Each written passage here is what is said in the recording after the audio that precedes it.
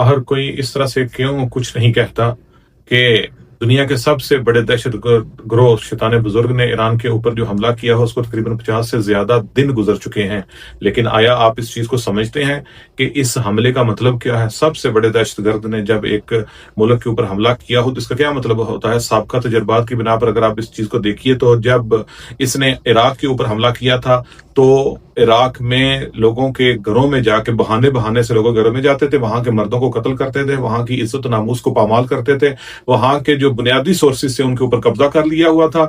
उसके बाद आप अफगानिस्तान को देख लीजिए, जब अफगानिस्तान के ऊपर इन्होंने हमला किया तो अफगानिस्तान के लोगों को बिजली गैस पानी से महरूम कर दिया। फिर उसके बाद उनके लिए वजारत सेहत और जो बुनियादी निजाम है सेहत के, उस निजाम को बिल्कुल इन्हें तबाह बर्बाद कर दिया। अगर आप बहुत ज्यादा सख्तगिरी भी ना करें, चलें कम से कम के उनके मुताबिक तो नहीं, लेकिन इसके हमले से ये तो होना चाहिए था कि इनके मसलन फर्ज कर लें जो एक मुआशी बहरान है वो पैदा हो जाता, लेकिन अवाम के अंदर वो बहरान भी पैदा नहीं होने दिया।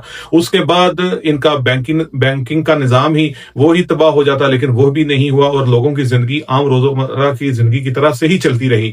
और अगर आप फर्ज कीजिए आप शाम की बात कर लें तो शाम सीरिया में भी इनका जो उधर के मुल्क है वो उनकी सुलह है और आशी है इनके साथ, अमेरिका के साथ, लेकिन उसके बावजूद जनूब शाम की तरफ अमेरिका का वो कब्जा भी है, लेकिन जरूरत नहीं है वहां की हुकूमत को कि उनके बारे में वो कोई बात भी कर सकें। और आप इसको देख लीजिए क्यूबा को, क्यूबा के ऊपर जंग नहीं की, ना हमला किया, फकत मुहासरा किया। मुहासरा करने की वजह से वहां के लोग बिजली को तरस रहे हैं। अभी हमला नहीं हुआ, सिर्फ मुहासरे की वजह से। फिर वेनेजुएला को देख लीजिए, वहां पर ना हमला हुआ ना ही वहां का मुहासरा किया, बल्कि रातों रात उनके प्रेसिडेंट को अगवा किया। अगवा करने के बाद वो वाला मुल्क जो तेल की दौलत से माला माल है, वहां की गाड़ियां पंपों के ऊपर लाइनें लगी हुई हैं, लेकिन 24 घंटे में उनको पेट्रोल बिल्कुल ऐसा ही है जैसे खून के कतरे दे के दिया जाता है, वैसे मिल रहा है कि वहां के सोर्सेज के ऊपर इन्होंने कब्जा कर लिया हुआ है। इसके अलावा बहुत सारे ऐसे मुल्क आप उनकी हिस्ट्री पढ़ के देख सकते हैं, जैसा कि मतलब लिबिया को देख लीजिए, मैक्सिको को देख लें, वियतनाम को देख लें। इनकी एक बहुत लंबी तारीख है, उसको आप देख सकते हैं। लेकिन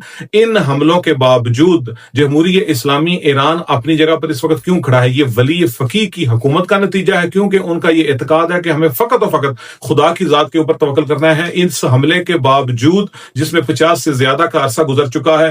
अल्लाहुम्मा सल्ली अला मुहम्मद व आले मुहम्मद।